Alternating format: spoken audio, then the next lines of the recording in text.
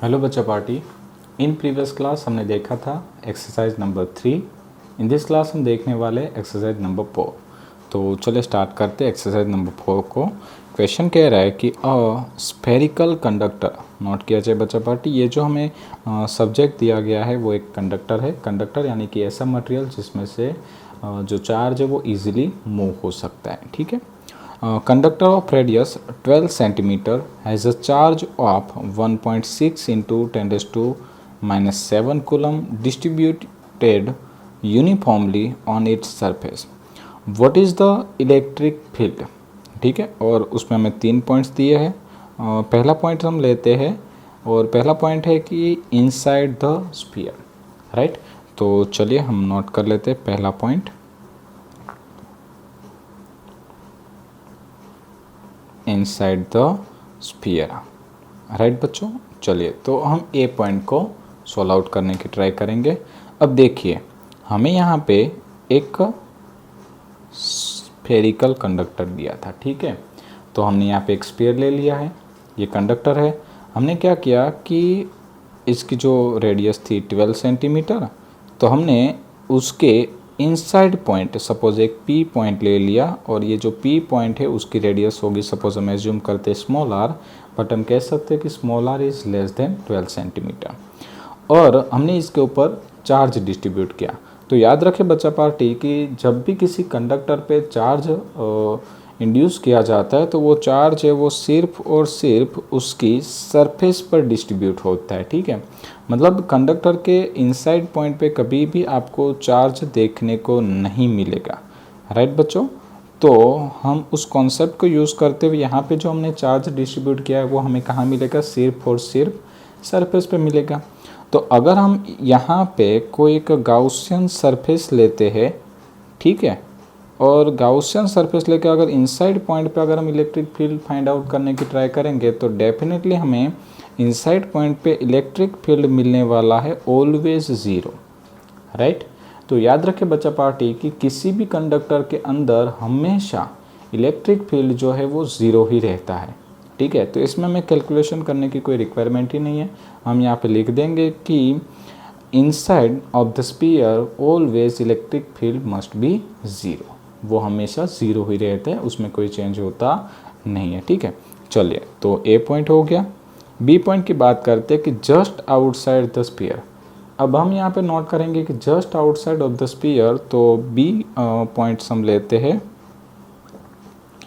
Just outside of sphere, right बच्चों। तो अब देखो कि भाई हमें स्फीयर के थोड़ा सा बाहर ही एज्यूम करना है। तो सपोज मैं पी पॉइंट यहाँ पे लेता हूँ और अप्रोक्स हम कह सकते हैं कि यहाँ पे हम डिस्टेंस को एज्यूम करेंगे r is equal to approx 12 centimetre. ऐसा हम क्यों ले रहे हैं, क्योंकि हमें क्वेश्चन में ही कहा गया कि जस्ट बाहर लेना है, तो हम क्या लेंगे r अप्रोक्सीमेटली 12 सेंटीमीटर, ठीक है। तो यहाँ पे इलेक्ट्रिक फील्ड का फॉर्मूला होता है बच्चा party E is equal to K Q upon R square, right, आपको याद ही होगा। तो चले वैल्यू पुट करते, के की वैल्यू कितनी है 9 इंटू 10 रेज़ टू 9, क्यू यानी चार्ज, तो आप देखिए कितना चार्ज था 1.6 into 10 raise to minus 7 divide by r square. अब आर आप देखिए कि यहाँ पे हमें दिया गया है 12 सेंटीमीटर, तो मैं यहाँ पे लिख सकता हूँ 0.12 मीटर, राइट। हमें ऐसा यूनिट में ही कन्वर्ट करना होगा। तो अब हम यहाँ पे नोट कर सकते हैं 0.12 का होल स्क्वायर, राइट बच्चा पार्टी। तो चलिए फटाफट से आप लोग कैलकुलेशन कर दीजिए और आंसर लेके आइए। ओके दैट्स ग्रेट, इसका आंसर आ रहा है 10⁵, ठीक है। अब रही बात यूनिट की, तो आपको अच्छे से याद होगा कि इलेक्ट्रिक फील्ड का यूनिट होता है न्यूटन पर कूलम। तो हम यहाँ पे नोट कर देंगे कि यहाँ पे हमें इलेक्ट्रिक फील्ड मिलने वाला है 10⁵ न्यूटन पर कूलम, राइट। चलिए बी पॉइंट भी हमने कैलकुलेट कर लिया। अब हम बात करेंगे सी पॉइंट की ओर। तो सी पॉइंट क्या कह रहा है कि eight a point 80 centimetre from the centre of the sphere, मतलब कि अब हमें इस सेंटर से 18 सेंटीमीटर दूर आए हुए किसी पॉइंट की बात करनी, तो मैं उसे नाम दे देता हूँ P डबल डैश पॉइंट। अब देखिए जब भी किसी स्फीयर की आउटर साइड पॉइंट की बात होती है तब हमारा फॉर्मूला सेम ही रहता है KQ/r² as like a point charge. ठीक है, तो हम यहाँ पे लेंगे तीसरा point, at a point 18 centimetre from the centre. ठीक है, चलिए तो हम यहाँ पे इलेक्ट्रिक फील्ड का फॉर्मूला रख देंगे, E वापस KQ/r²। K की वैल्यू पुट करो बच्चों, 9 × 10⁻⁹। Q की वैल्यू तो हमें तो दी गई थी 1.6 × 10⁻⁷ डिवाइड बाई r²। तो r की जगह पे क्या था भाई, तो क्या हम नोट करिए, यहाँ पे 18 सेंटीमीटर था, तो उसको अगर मैं मीटर में कन्वर्ट करूँगा तो ये हो जाएगा 0.18 का होल स्क्वायर। राइट बच्चों, अब चलिए फटाफट से कैलकुलेशन कर दीजिए।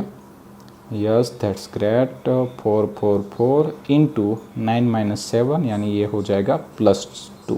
ठीक है, और अगर आप इसे अच्छे से लिखना चाहते हो तो आप ऐसा भी लिख सकते हो 4.44 इंटू 10⁻⁴ न्यूटन पर कूलम। ठीक है, तो लीजिए भाई सेंटर से 18 सेंटीमीटर डिस्टेंस पे जो पॉइंट था P', वहाँ पे हमें इलेक्ट्रिक फील्ड मिलेगा 4.44 इंटू 10⁻⁴ न्यूटन पर कूलम।